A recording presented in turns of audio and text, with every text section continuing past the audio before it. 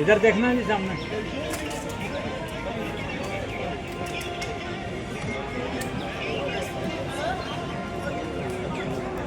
अभी चल रहा है। हाँ अभी आवाज तो आई है।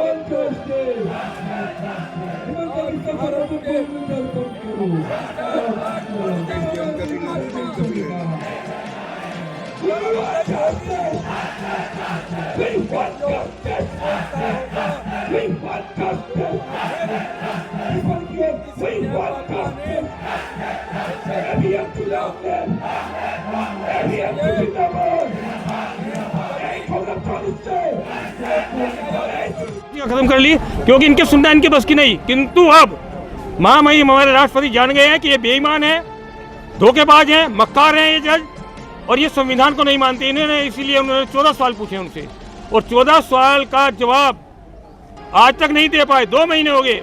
मैंने उन 14 सवाल का जवाब एक दिन में मैं क्योंकि एक विधिवेत्ता भी हूँ, मैं कानून का भी जानकार हूँ, मैंने उनको तैयार किया है। और अभी मैं राष्ट्रपति को ज्ञापन के साथ वो जवाब भी भेजूंगा, क्योंकि वो जवाब देने में इनको पता लग जाता है कि ये बेईमान है, भ्रष्ट हैं, निकम्मे हैं, संविधान को नहीं मानते। उन 14 सवालों को राष्ट्रपति ने इसीलिए पूछा है कि इनकी पोल पट्टी खोली जाए। ठीक है, चलिए। मंटर वो साक्षी है जो भारत के मैकाले की न्यायिक व्यवस्था को भंग करने के लिए एक जन आंदोलन की बुनियाद को रोपा है। और हम अटल जनशक्ति पार्टी के साथ साथ पूरे देश की आवाम जनता न्यायिक व्यवस्था जो अंग्रेजों की है उसके संपूर्ण खिलाफ है, एकजुट है, एक साथ है। और एक स्वर में आज ही जंतर मंतर से प्रस्ताव पारित किया जाता है कि मैकाले की न्यायिक व्यवस्था नहीं चाहिए, गुलाम जज नहीं चाहिए, भ्रष्ट जज नहीं चाहिए, बिकाऊ जज नहीं चाहिए, चरित्रहीन जज नहीं चाहिए, देश से गद्दारी करने वाला जज नहीं चाहिए, देश से वफादारी करने वाला जज चाहिए।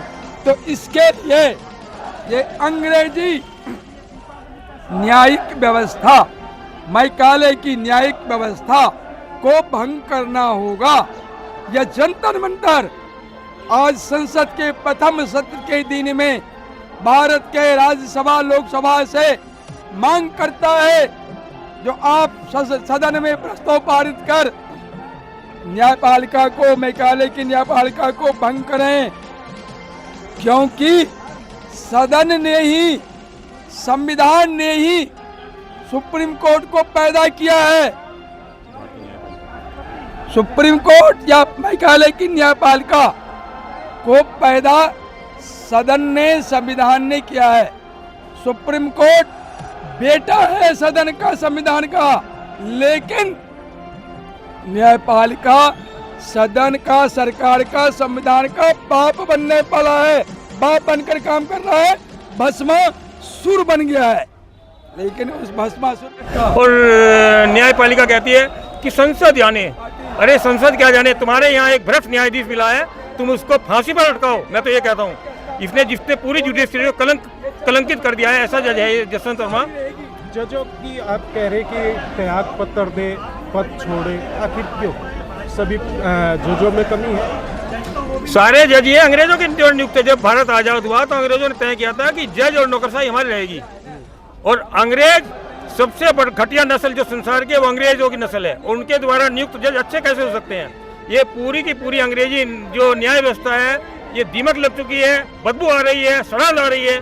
और हम चाहते हैं कि हमारी जो भारतीय न्याय व्यवस्था थी, जो राजा महाराजा द्वारा न्याय दिया जा रहा था, वो न्याय व्यवस्था फिर चालू हो। जज रिटायर नहीं हुए, नए जज आए, अंग्रेजों वो नए उन्हीं एक बेईमान जज होता है, वो दूसरे बेईमान जज का, अंग्रेजों का जो बेईमान जज उसका हाथ पकड़ के न्यायपालिका में बैठाता है। ये वही जज है, उन्हीं के बेटे हैं। चंद्रचूड़ का बाप जज था, दीपक मिश्रा का चाचा जज था, ये सब एक ही थैली के चट्टे बट्टे हैं और उसी भ्रष्टाचार की ये सीमा लांघ चुके हैं। किससे उम्मीद कर रहे हैं, कौन हटाएगा इनको? ये तो भगवान की सब लीला चल रही है। आप देखना कैसे जज के घर में आग लगी और नोटों के अंबार में आग लग गई, नोट तो गए और प्रतिष्ठा भी चली गई सारी न्यायपालिका की। आप देखना ये तो सब भगवान का, जगन्नाथ भगवान का और कोणार्क के सूर्य प्रभु का चमत्कार चल रहा है। और इस अन्याय जो न्यायपालिका है ये निश्चित रूप से खत्म होगी। एक ज्योतिषी हैं, कल की वाणी उनका चैनल आता है, आप देख सकते हो, उसमें परशुराम नाम है उनका।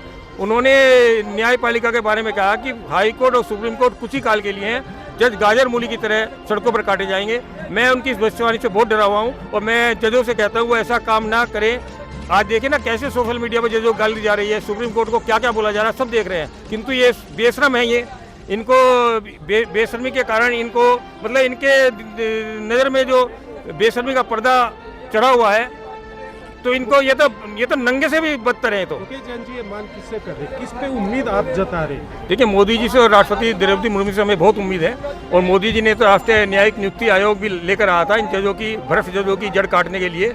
किंतु जगदीश सिंह खेर ने और चंद्रचूड़ ने उस आदेश को पलटा और अब देश समझ चुका है। राष्ट्रपति ने इनसे 14 सवाल पूछे हैं और 14 सवाल में ये बुरी तरह घिर चुके हैं, क्योंकि इनकी बेईमानी, भ्रष्टाचार, संविधान को न मानना उन 14 सवालों के अंदर ही छुपा हुआ है। और इस भ्रष्ट न्यायपालिका का निश्चित रूप से विनाश होगा।